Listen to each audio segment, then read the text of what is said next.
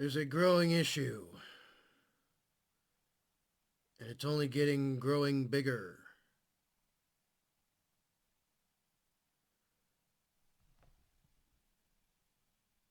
There's still a huge amount of y'all that aren't subscribed that keep coming back to the channel. So, that being said, like, share, comment, and subscribe, then hit the real subscribe button, call the notification bell so you actually get videos when I post them up. This is Blast Cat Badger, and today, we're jumping back into VR. Yeah.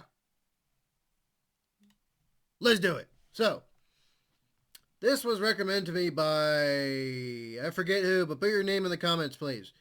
Guy in VR talks about their worst day as a soldier. Oh, buddy, this is going to get deep and heavy. I hope y'all are ready for that. Anywho, so, we ready? I'm ready. Let's jump in. Gunners would break, self-identify for like alcoholism or PTSD, and they obviously weren't flying anymore on gunships. Rotator cuff issues, back issues, knee issues. The gunner job itself was actually really hard on the body, and it broke a lot of people. People tried to get out of it, but for gunners, it wasn't easy to get out of. We actually used to make jokes about it, like the gunship flew on cancer. The cancer rate in the gunship community is actually pretty high because we have like some of the most cancerous substances known to man on there. They had Air Force quality or some kind of medical people come out and do like an air test while we were doing live fire on the gunship. The amount of lead in the air while we were shooting was so high that they were like, you should be on oxygen literally all the time. And we weren't. And we didn't, even with that advice. Towards my last deployment, I felt like death when I woke up. I'd have headaches near constantly, irritability, trouble sleeping, like it felt like I was dying.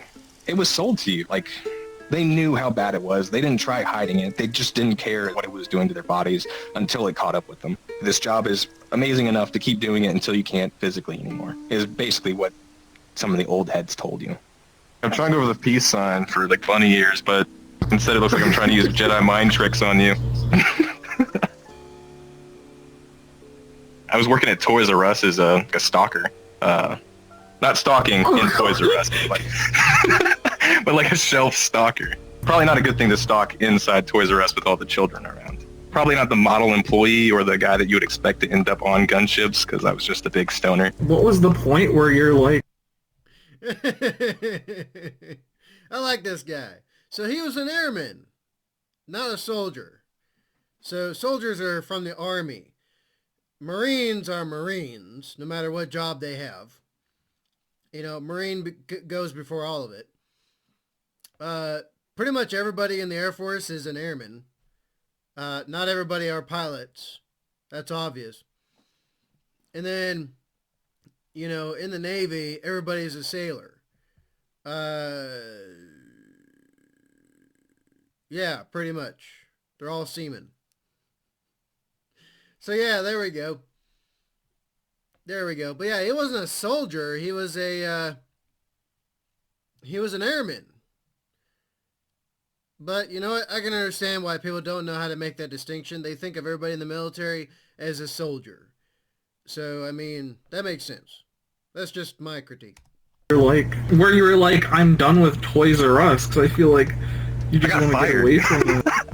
Oh! I got fired from Toys R Us. Pretty sure, like, it factored in the fact that I showed up every day stoned to, like, a kid-friendly establishment. I was, like, a year out of high school. My life's going nowhere fast because I was, like, everyone who graduates high school, they're like, I'll do something in, like, a year and I'll be, like, a young, hot millionaire and whatever. I'm not just going to wake up one day with, like, a $1 million idea. I've got to start, you know, doing something with my life. My uncle, he kind of runs, like, a body shop. One day he came to visit us and he kind of pulled me aside and he's like, hey man, what are you doing with your life? Look at your dad. He was in the military. Your mom was in the military. They're successful. And I'm about to be foreclosed on my house because my body shop's going under because I'm 40 years old and I can't, my body just can't keep up with the amount of work I have to do to keep a roof over my head. I actually hated the military in all aspects of it. Was never going to do it. Swore that I would not follow my parents' footsteps. And then that's exactly what I did. My dad's in like $100K plus paying job in like the government. My mom was retired and she was working for the civilian sector and she was about to get like her military retirement on top of the 10 years of civilian service. So she was about to have 2 retirements. And I looked at them and I'm like, wow, okay, they're successful and they went in the military and I have no direction. Maybe the military will give me that direction if it worked for And this is the story of a lot of, like, kids, children of the military. More often than not, way more often than not, they're going to follow in their parents' footsteps. Way more often than not. Now, me, look, I'm kind of hoping that my son does not. I'm kind of hoping. I'm hoping he's able to find another path. I really am. Because for me, I really didn't have too much choice, really. I mean, yeah, I had a certain amount of success before the military. I went into the military with a good amount of stuff under my belt. And, a full bank account and everything. But all of that also was going not too far. Especially after the stock market collapse. Because then if I was still doing what I was doing then, bub, it would have been bad. It would have been really bad. But I want better for my son. I want better for him. I want him to be able to actually be happy. That's what I want. But if he does decide to follow my footsteps, he and I are going to have like a week-long conversation. All about it. And I'm not going to make any illusions. I'm not going to convince him one way or the other. I'm just going to tell him how it is. And let him make his decision. And be there for him through it.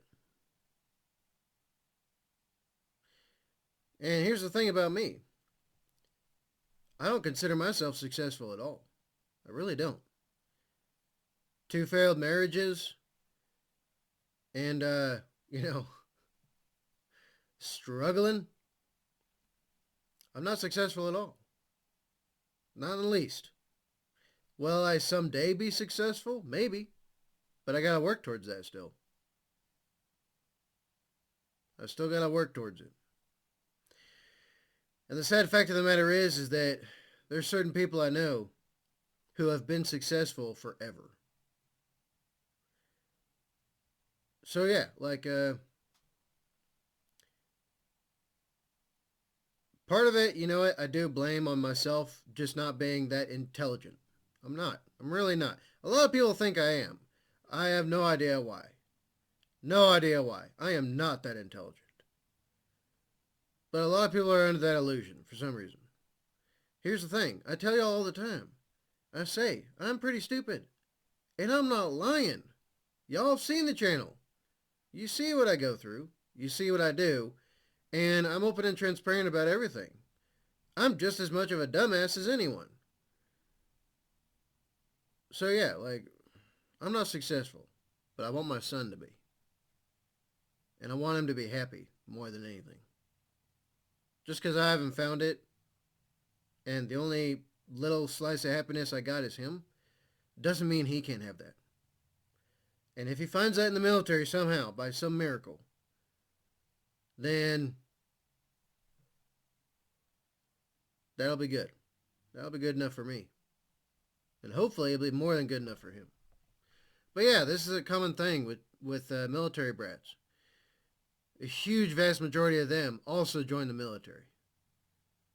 So it's either a sad story or it's just another part of life of the military culture. I guess you could say something like that. Worked for my parents. Is your uncle okay now? Did he find a way back on his feet? He's still got his roof over his head, but he's still doing body shop work, and he's lost all of his teeth. He's kind of addicted to painkillers to get through the day. We're pretty sure he has lung cancer and just won't go to the doctor because he can't afford it. I had the whole scoop about the military going in. I was like, it's gonna suck, and I knew it was gonna suck. I talked to my dad about it, and everyone else I knew, it's gonna suck, but you're gonna miss it when you're out. And they were right. I do miss it a little bit. when I went into the recruiting office, I did my ASVAB, and it was high enough to where they're like, basically, any job on the list you can get. I put Loadmaster in there. I put in ATC. If you get out and you do air traffic controlling, you can make a lot of money. My mom told me, and this is like the one thing she told me that was wrong, you don't have to pick 5 jobs. You only have to pick 4. I walked in there only with 4 jobs, and the recruiter was like, you only have 4 jobs on here. And I'm like, I only need 4. And he's like, no, that's Air Force regulation. You need to pick 5 jobs on your dream sheet. And I looked down the list, and nothing really jumped out at me. What's aerial gunner? And he's like, I think you shoot guns out of planes. And I'm like, oh, well, okay. It's my 5th pick. I'm probably not going to get it. Whoop, wrote it down in there. And that was my 5th pick. And then like 2 weeks later, I got a call from the recruiter, and they're like, hey man, you're going to be psyched. I got this job for you. Guess what it is? And I'm like, I don't know. What is it? And he's like, aerial gunner. And I'm like, okay, so what is that exactly again? He's like, you're going to be a gunner on like HH-60s or the Pablo or the AC-130. The AC-130 from like Modern Warfare 2. And he's like, yeah, man. And then I got really into it. I started playing Modern Warfare a lot more than I already had been. Kill streak at the top is the gunship. Just religiously tried to get the gunship in every game. The perfect position for talking about gunships, the fetal position. I was kind of lazy. I didn't do any like the push-ups or like the run before I went to basic training. I didn't just smoke weed. I smoked Marlboro Reds. So like I showed up to basic training like super out of shape, man. Couldn't do like 15 push-ups to save my life. And I showed up to basic training with Vans, the little flat skater shoes. They make you go out there and do a mock physical training test. I came in at like over 16 and a half minutes or something like that on the run, which is not good. It's like 10 something to pass basic training. Came in like super unhealthy and shitty. I was like marching like this, my hands swinging together rather than like doing this. My TI would always like, struggle, what the fuck are you doing? Like, just do it naturally. Just walk naturally. Walk like a human being, struggle. There's this like big ceremony after you like graduate the aerial gunner course. They take all the people that have graduated on stage. They give you your silver wings. They have like metal pins on the back sides of them. The old tradition was is they punch it in. Those 2 needles would go into your chest, earning your wings through blood kind of thing. Punch them on so hard that they'll never come off. They stopped doing it because it was like hazing, and there was like a big push in the Air Force to like not haze people anymore. So they did the same thing in Army basic training, and they called it the blood rifles. And they would take your infantryman's badge, place it on your chest with the pins not docked, and punch it into your chest so it would draw blood and get your shirt bloody. You got your blood rifles. You passed basic training. Congratulations. And the drill sergeants were super psyched about it, like they were about everything else, including, if we didn't do push-ups right, breaking your ribs for it. But yeah, yeah, I didn't know they did that in the Air Force as well. I thought they were just like, congratulations, you are now an airman. So there was some kind of grit in the Air Force. I like that. But my dad could do it because my dad's family. He punched me so hard that I like walked back 3 steps on the stage. So after we got done with the land sear and like the water sear, I went to my first duty station, Herbert Field, Florida, headquarters of Air Force Special Operations Command. So, SEER school, I think for them it's a bit different. It might be bit different. Or maybe it's the same one. I'm not sure. Because SEER is like survival, evasion. It's like survival, evasion, recovery, and escape, I believe. It's something like that. And basically you're training to like, try to avoid capture and survive out where you are, and, how to essentially escape and evade enemy forces in the area, and to find a way to get recovered by friendly forces. There's a lot more to it than that, but that's like the basic gist of it. And I was psyched. I wasn't... Special Operations Command is pretty much what it sounds like. It's the overall command for all special operations in the military. And quite often in SOCOM, you'll have multiple special operations from multiple different branches and government agencies as well, working together under SOCOM. So that's how that works out. What was like permanent party yet. I hadn't gotten through training to the point where they would consider me like a full-fledged member of the Air Force. I was still on probation kind of thing. That was just a schoolhouse of getting into the books, having to learn like technical data about guns on the aircraft. What's the fire rate? Do you know the cycle of ops? A failure to fire? What are the malfunction steps to do to deal with that? We've actually lost quite a few gunships in like history. We lost Jockey 1-4 in Somalia during the Black Hawk Down incident. We lost Spirit 03 because they got shot down by like a man-pad. From the legacy, there's also the lessons that have been learned on gunships. You know, don't fly during the daytime because you're a low, slow-flying aircraft flying in a circle. Probably not a good idea to fly during the daytime when also doing that maneuver, because then it's like, and it can clearly just line up AAA or a man-pad on you and just shoot you down. Not to say that we didn't fly daytime missions, we did, but like, we tried not to. Until Air Force brass came down and like, you're going to fly this mission because we need you. Well, we'll push back and we'll be like, there's a good chance if we fly during the daytime that we're going to get shot down. Like, I hope you're cool with that. And they sometimes just force on, like, you're going to be flying during the day? Yeah. They tried to get us to fly daytime when I was in Kuwait, and ISIS at this time still had 56 millimeter anti-aircraft artillery and like man-pads and stuff that they had gotten. Afghanistan wasn't so bad. We flew daytime missions there because the Taliban had 23 millimeter anti-aircraft, which really couldn't hit us in our orbit unless they put it on top of a mountain, which they did sometimes to try to trap us in a valley. I mean, it never worked for them, but they tried. All the time through training. I love how he's like describing all of this. But yeah, like Bub, AC-130s, mad respect to those crews. Mad respect. It doesn't take a genius to know that there's quite a lot of stuff that could take down a slow aircraft like an AC-130. And AC-130s are pretty slow. Bub. And like,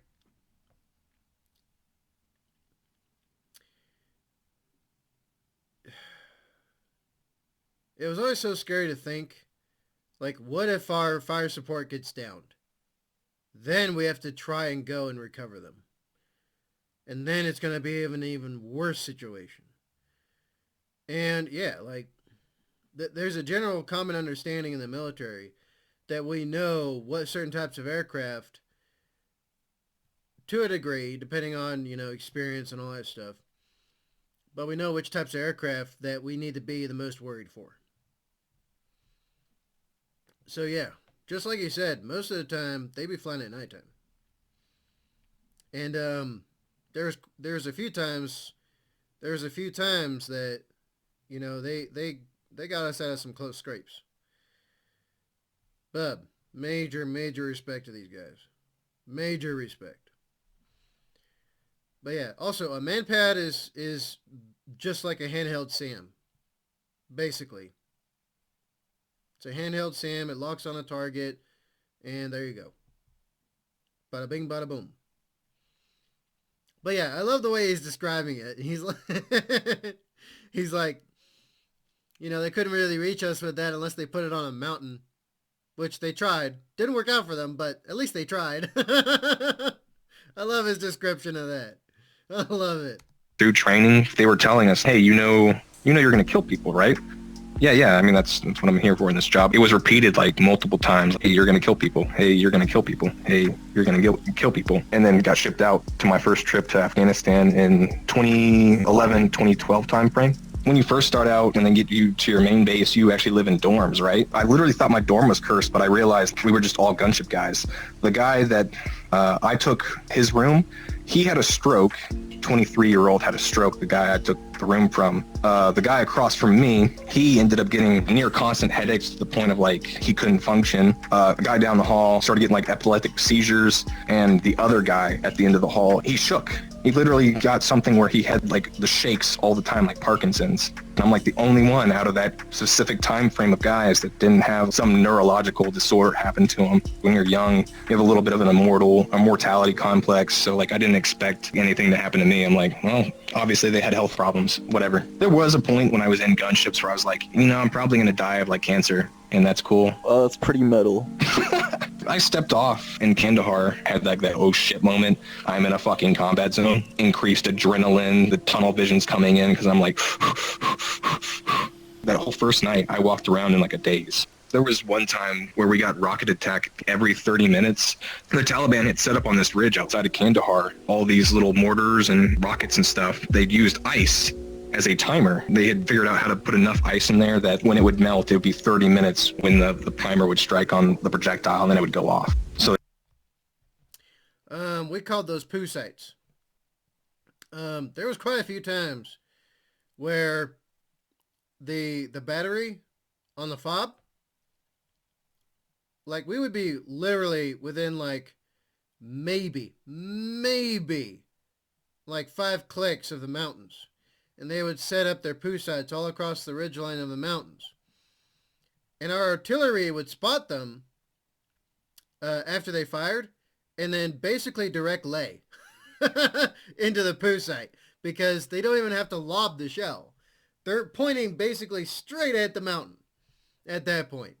It was really nice to see him. But yeah, bub, like there's a few times on FOB where rockets were coming in like almost every 3 or 4 minutes. Rockets and mortar. And bub, that was a hell of a time. That was a hell of a time. We had literally come back from mission, got on FOB, had just gotten to our choose, when suddenly you hear that, boom! And then it just kept going, basically throughout the night. It was ridiculous. And, you know, they say go to a bunker and stuff, but, you know, our chews were really heavily fortified. Like, you're talking, like, you know, 4 feet of concrete, and then HESCO barriers all around and on top of that. We'd, like, hear the alarm, like, every few minutes. And then, you know, you just hear the alarm, you wake up, you're like, incoming. And you just be like waiting. Then you hear the boom. And you're like, okay, we're not dead yet. Back to sleep.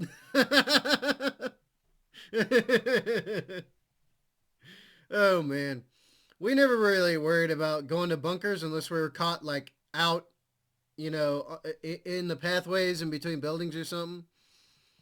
And there's like a bunker on every corner, so we weren't too worried about it, really.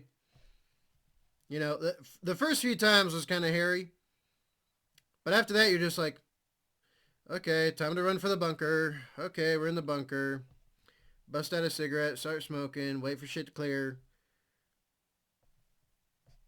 It became no big deal. You became very desensitized to it.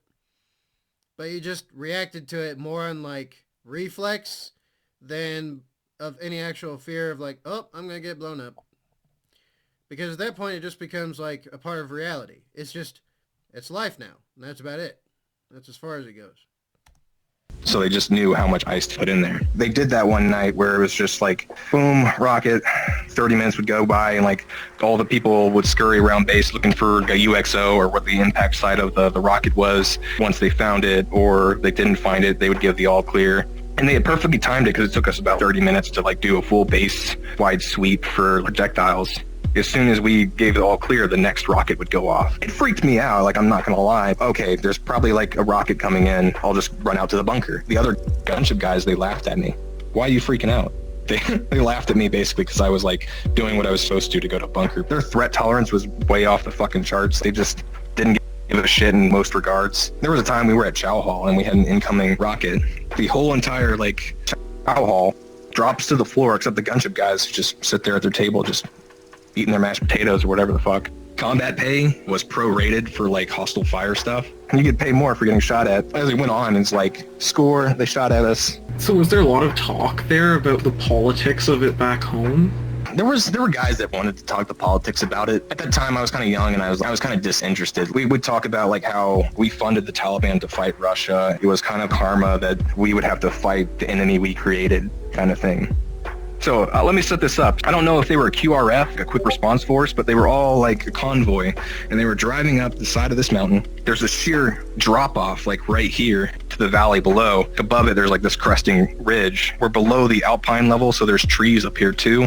The convoy is going, and an RPG hits the lead vehicle in like the tire well. The tire explodes, but like everyone inside of it's fine. They're meant to withstand explosions. So like these guys dismount from this convoy and they're just shooting up the ridge line. It all happened really quick. I was like on the 105. You think like these shells are pretty dumb. They just explode on impact, right? The PGU-45 actually had a radar in it. And when you shot it, these two little like cylinders in there would match up, and it would basically form a battery that would start powering this radar, and it would start sending out pings 15 feet above ground. It would explode. It would send out like this umbrella shrapnel that was like .22 caliber size, approximately 14,000 pieces of it.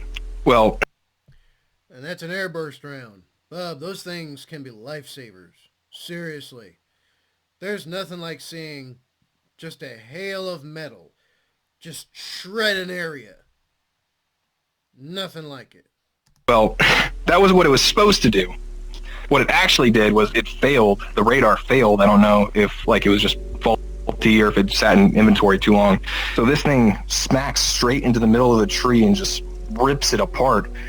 And the tree falls over and it crushes two insurgents that were right below it, taking shelter and firing from it. My first death was by tree. I killed a tree and then two people under it. I went to my room and I was ready. I like how he puts it. I love how he puts it. My first kills were death by tree. Man, I would have liked to see that. I really would have. I really would have. Yeah, sure, it would probably add to the laundry list of stuff that I like dream about or whatever, but yeah. I like how he describes it though. This dude seems way more balanced now than I currently am. And that's saying a lot. A lot.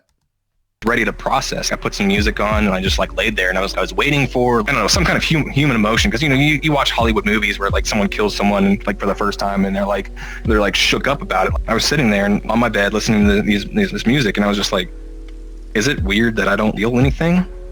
What's going on here? I should feel some kind of way about what just happened, but like I don't. And I think over the years I've come to realize like what it was. I was like told, you're going to kill people, you're going to kill people, you're going to kill people. I had already had like internalized that message and like accepted that was going to be the conclusion. That's what I was going to do. Do you ever think just like as you're going about your civilian life back to lives you've taken? There was a mission in the Helmand River Valley on that same trip. And if I'm going to tell this story, I want to tell it in its entirety. So, yeah, definitely part of that is internalization. Definitely. But at the same time, when you're in the air and you're dropping stuff on people, and from the different aviators that I've known in my time, to them it's quite a bit different for those of us on the ground. Because for those of us on the ground, we're actually in the face of another human being. That hits quite a bit different. It's more of like a personal thing at that level. Now, in the time that you are engaged on the ground, it's not so much that you're trying not to think about it. It's more that you're not having the time to think. You're getting shot at, you're shooting back. Oh, you hit one. Oh, there goes another. I'm not thinking, oh, one human being somewhat similar to me down. Another human being similar to me down. Another, brother, son, father, whatever, on the ground. There's not really much until afterwards.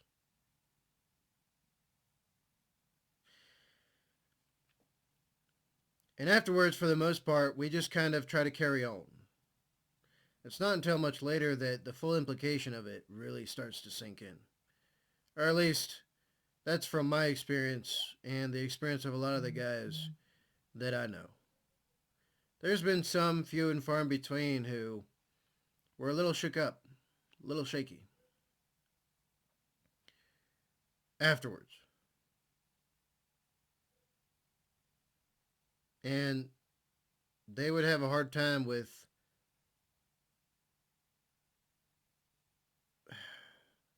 that connection to it. And at the end of the day, it came down to saying, look, this is what we're here to do. Focus on the mission. Okay? Rely on your training. And let's get the mission done.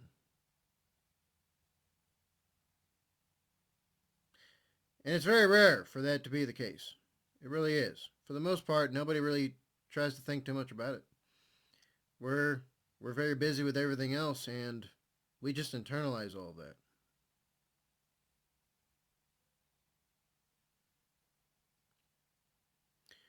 So, yeah. What he's saying makes a lot of sense. The Helmand River Valley was always kind of like a hot spot. Obama had like authorized this general for like a troop surge, one final push into Afghanistan. But because the war was ending, they had started tightening up the rules of engagement, making it harder to shoot enemies, but also like specific targets were like near impossible. You couldn't shoot a building without direct authorization from like the guy in charge of all of Afghanistan. I had been flying these Helmand River Valley missions for like 5 days in a row, and I wasn't expecting anything to happen because nothing had happened the 5 days previously. This ground party of Marines with their JTAC, they pushed down this little dirt road. This whole town that they were going into was kind of like sunken below the typical elevation of like the surrounding area. At the end of the road, there was like a wadi, like a creek, and on the side they had like a little bit of the wall of the like this town. As soon as like the first guy crossed that wall into the town, he started getting lit up by this 2-story mud brick building from like the top window. There was nowhere for these guys to go. Rules of engagement at the time was like, if they could, get out of there, don't engage the enemy, just like let sleeping dogs lie, whatever. They went up to the right, they'd go up that embankment, and their backs would be to this guy who was shooting at them. If they went back up the road, they would lose the cover of the wall because they basically walk up above it.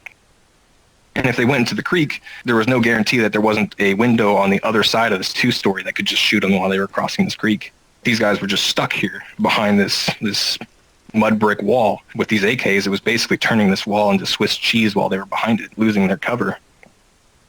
Oh God, this mission's hard to talk about.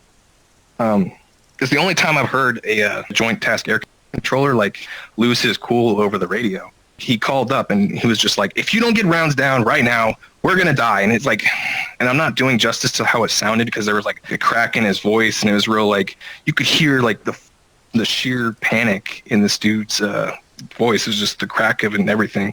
I had to sit there and watch because like these guys were in a building and we're not allowed to shoot buildings. We tried to tell the ground force commander like, hey, these guys are taking accurate fire. They can't retreat. We need to shoot this building. And he's like, I'm not giving you my authorization to strike that building. If there's civilians in there, that's on my head. We had an internal discussion on the crew, like we could declare self-defense for these guys, but if there's any civilians in there, we weren't willing to really accept that risk to put that on our own heads. We had to get in touch with headquarters back in Bagram and tell them what was going on, and then those guys had to send a runner to get the literal commander of all the forces in Afghanistan of NATO. Then they had to bring him up to speed on what was happening, answer all his questions, and then get the authorization from him to strike the building. The entire time, I'm fuming. We have the capability to stop what we're watching right now, and we're not using it. That's what our mission was. Our purpose is to save ground parties' lives. I was seeing red. Like, it's the most mad I've ever been in my life. Going through. And this is one thing that has really been a kicker in the butt of the military. Was that rules of engagement were made in such a way that stuff like this started happening a lot. And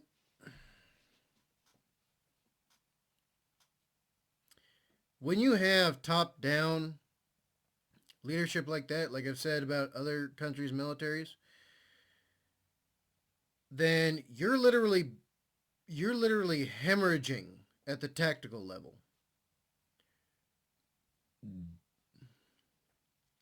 Hemorrhaging. Because then we have to expend that much more manpower. And not just risk lives, but lose lives because of this.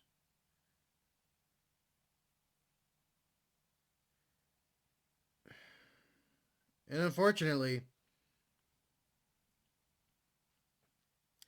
a lot of these different like ROE and policies were made as like a CMA measure. Like a cover my ass kind of measure for senior brass and for the politicians to look good.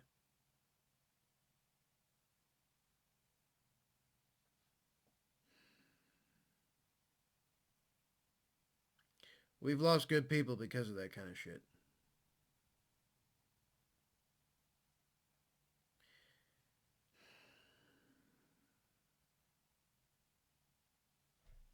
Going through that experience, I actually know that there's a difference between like anger and like wrath. That's what I was feeling. Like I felt like I could just rip out the side of the fuselage of the gunship, jump down out of the sky and like fucking sucker punch these Taliban in the face. That's how mad I was that I would do something irrational like that. And so we eventually got the authorization to strike this building.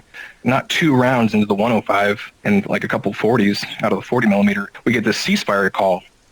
And I'm like, the fuck are we doing? Let's level that bitch, turn it into a fucking dirt parking lot. Then they come over and they're like, women and children are squirting from the building, which squirting just means run away. At that moment, it was like, what?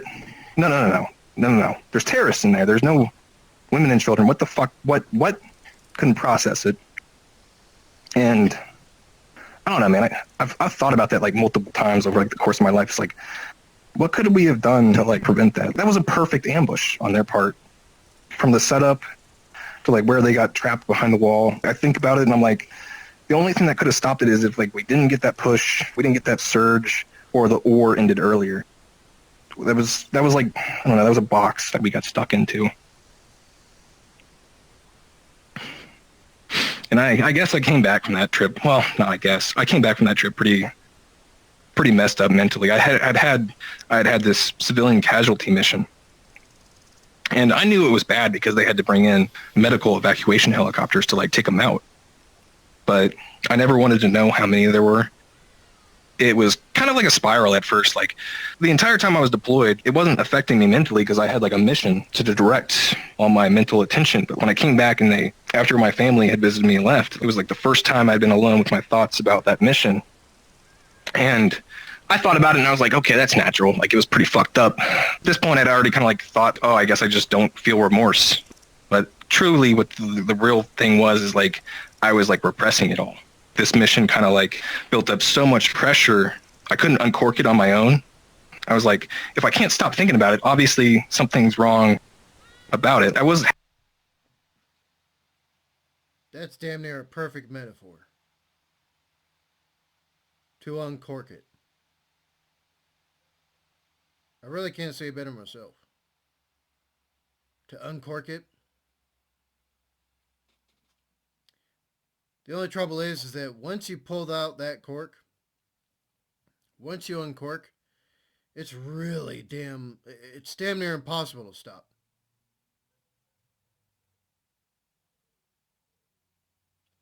It is damn near impossible.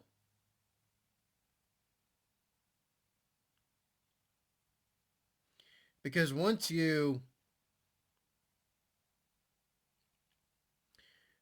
connect emotions and feelings to thinking about this kind of stuff,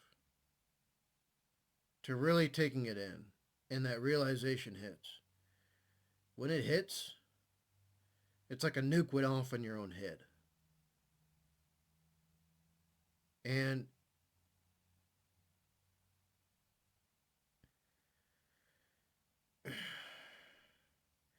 And it's really hard to...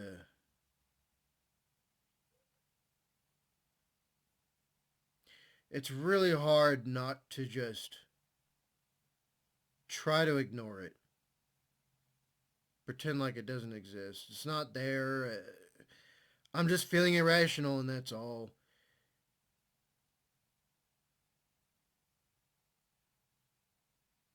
It's really...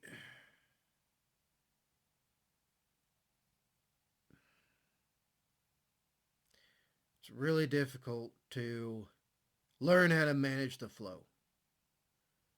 Once you bottle up stuff for long enough and it's condensed in that bottle, once that cork comes off, it's not flowing out. It's not, dribbling out. It's a torrent. It's a flood. And you can't stop it.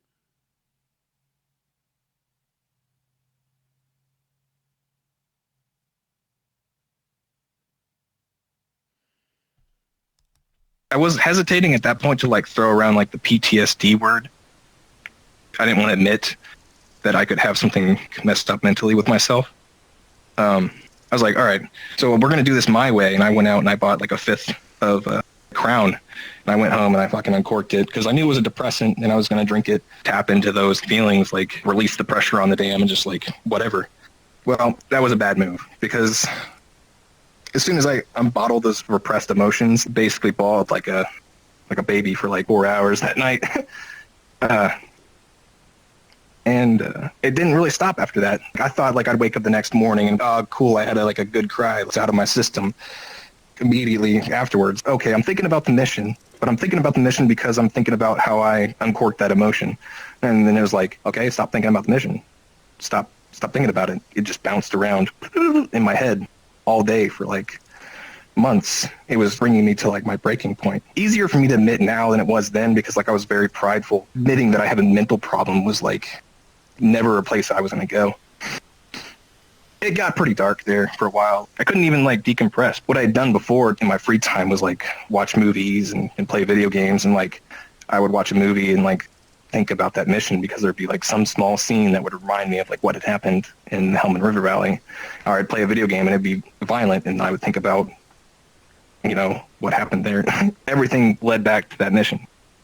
I couldn't go to like mental health or anything because then I wouldn't be able to fly. They would take me off flying orders to deal with that. It felt like I would be letting down the rest of the gunship community, or I'd be letting down the ground parties deployed. And I realize now that like the Air Force would have always filled my slot, but at the time, like I felt like I owed it to like the taxpayer, to the ground party, to my fellow gunners and the gunship community as a whole for. I felt like I owed everyone without like feeling like I owed myself anything. Facts. Absolute facts.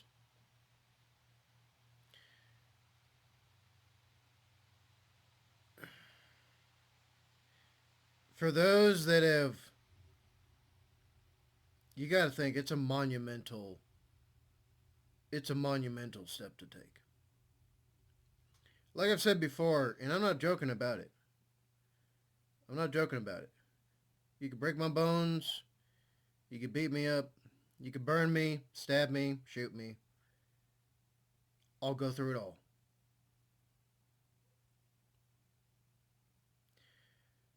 But trying to deal with emotion, with thoughts tied to them, that's the hardest thing ever. And it after so long of internalization and like self-rationalization and sometimes it's described as intellectualization when you self-rationalize things.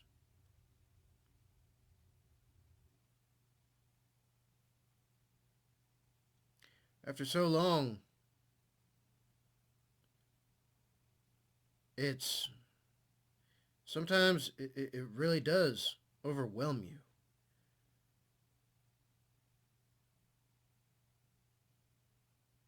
And it's damn hard to come out of that.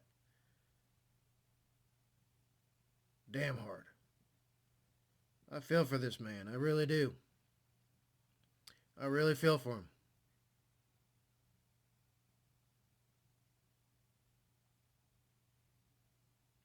But he sounds a lot better now. He does. Does it affect him still? Yes. It's always going to be there. It will never go away. It will never leave your mind. And it sounds like he's a lot better now. Hell, he sounds a lot better than I do. I was drinking to feel sad and to not think about it. At least when I was drinking, like, I felt like I was in control, which really was the dumbest thing to think when I was like going through this, because I wasn't in control of it at all, and drinking was not helping at all. It didn't matter. I was just doing it anyways. Like, I did initially try to drink with other people, but I realized that I wanted to fight other people I drank around, which is a new thing. I drank before that, and I was always a happy drunk, but like after this, when I drank, I wanted to fight my friends, special forces guys that I ran into at like the bar, and I realized that like I don't want to fight my friends and like the other people that I work with. I just kind of withdrew from that party drinking because it wasn't partying anymore for me.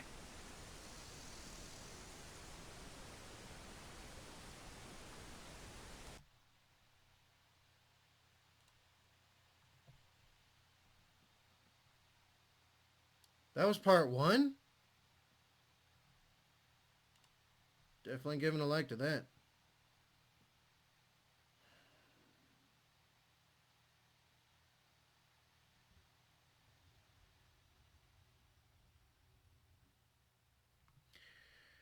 Bub. There we go. Guy in VR talks about their worst day as an airman, technically correct. But I mean, look, the general vague use of the term soldier, it might as well apply.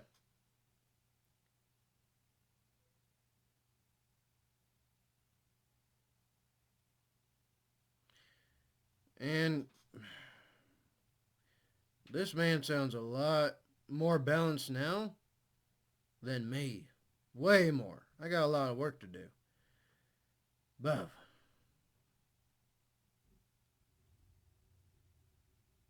that's painful.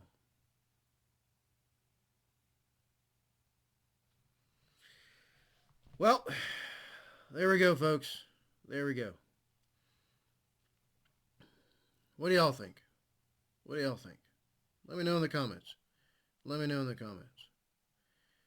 So yeah. There we have it. There we have it. Anyway, so yeah, let me know what y'all think. Go in the comments down below. Tell me your thoughts on it. So yeah, and then we have fellow vets, I'm very sure. So go ahead and put your thoughts down in the comments down below. All right, so y'all know what time it is. You like the video? You like the fact that this young man sounds a lot more balanced today? I like that. I like how it sounds like that he's well on his way through it, but in a good way. It sounds like he's really sounds like he's gotten better from this. Hell, he sounds a lot better than I do. A lot better. But yeah, there we go. Like I said, y'all know what time it is. You like this? You like me kind of parsing my part in it? Then please like, share, comment, and subscribe. Then hit the real subscribe button, call the notification bell, so that you get videos when I post them up. Comment down below which one we're covering next. If you're a member, first commenter, or if you're in the Discord, link in the description box down below. Then yeah, you can request what's next besides Desert Storm that we're covering right now. So yeah, be good. Be good. Be the best that you can be. I mean that. And never compromise on safety and security. I'm not saying you have to be like me and hyper paranoid and hyper vigilant, but just make sure that you don't compromise on that. And make a good life for yourselves. Do the best you can. That's all any of us can do. And yeah, I will see y'all in the next one.